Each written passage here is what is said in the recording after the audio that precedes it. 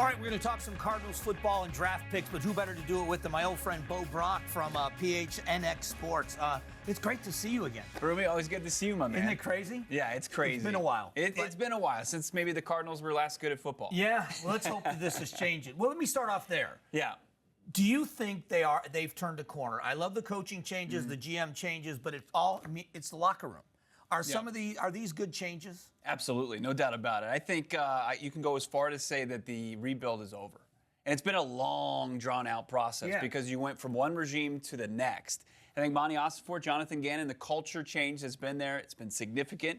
And I think they've got themselves in position to really compete this year. And they're a tougher team, and they're a better team to watch. From a fan's perspective, just a casual fan. Yeah. I love the fan experience. I love the game of football, and I just think they're a team you want to cheer for. No doubt about it. Hard-nosed, the team that comes to play, work every day, and they kind of take on maybe a little bit of their coach, the mentality that Gannon has, JG has. So, it's a young team. It's not a bunch of overpaid old veterans. It's a young group that's kind of come up together. When you look at let's start with the first draft pick. When you got Walter Nolan, who is this great defensive tackle, big upside on him, but you partner him up, you bring in Calais Campbell.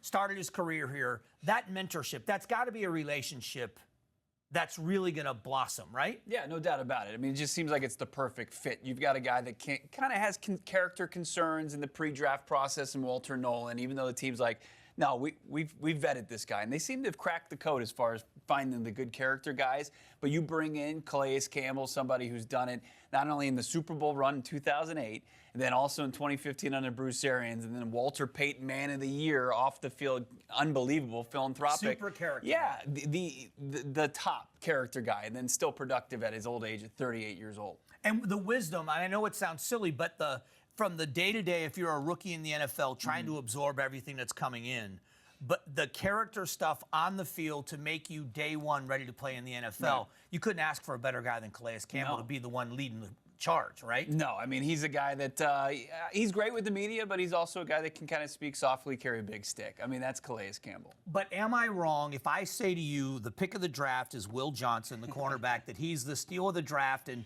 for the Cardinals to get him where they got him, that's whether he turns out to be the best player in this draft class, he is the pick in the draft. Right? No doubt about it. 32 first-round picks. Will Johnson was a guy on the outside of the top 10. That's where he was supposed to be. Medical flag comes out late in the process, and he falls into the second round. Monty Ossenfort, Jonathan Gannon couldn't believe it. Gannon said he thought there was like a 0.002% chance he was going to get there, according to their analytical team.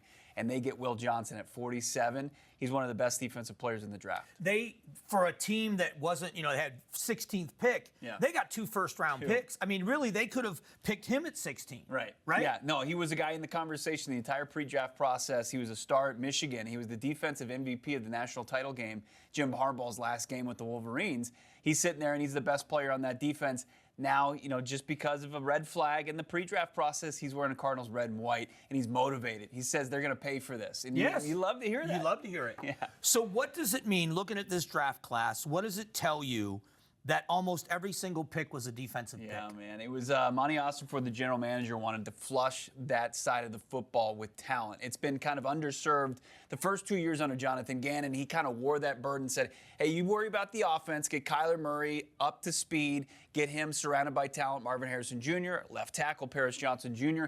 They did that the first 2 years, and then you could see the emphasis as far as the defensive talent. Like the defensive line, I mean, they flushed that thing like more than people going and buying toilet paper during 2020. I mean, he just threw as many assets at it as he could. But is it also sending the message that Kyler Murray and that offense are not forced to score 30 points a game to win? That now they're going to be competitive in a lower scoring game, and it takes some of the pressure off the offense, doesn't it? It should, but there also will be a sense of pressure under Kyler Murray in this offense to perform this year, where I think that they're going to maybe create more opportunities. Where last year, I think you could argue that defense, even though it was undermanned, was the more consistent unit. But their team now with the talent to where they maybe could create more turnovers, get off the field a little bit quicker. Kyler Murray in that offense gets more opportunities to score points. All right, got about 15 seconds. Yeah. Give me a number. What win-loss? Give me a prediction. If everybody stays healthy. I think everybody stays healthy. I think this team could be 11-12 win team. I mean, this is not just going to be one of those linear, hey, they go 8 to 9 wins. I think they make a pretty steady jump. They've got the schedule. strength of schedule is a little bit lighter, they should be able to take advantage of that, win about 11, 12 games. Guy knows what he's talking about. We'll be back.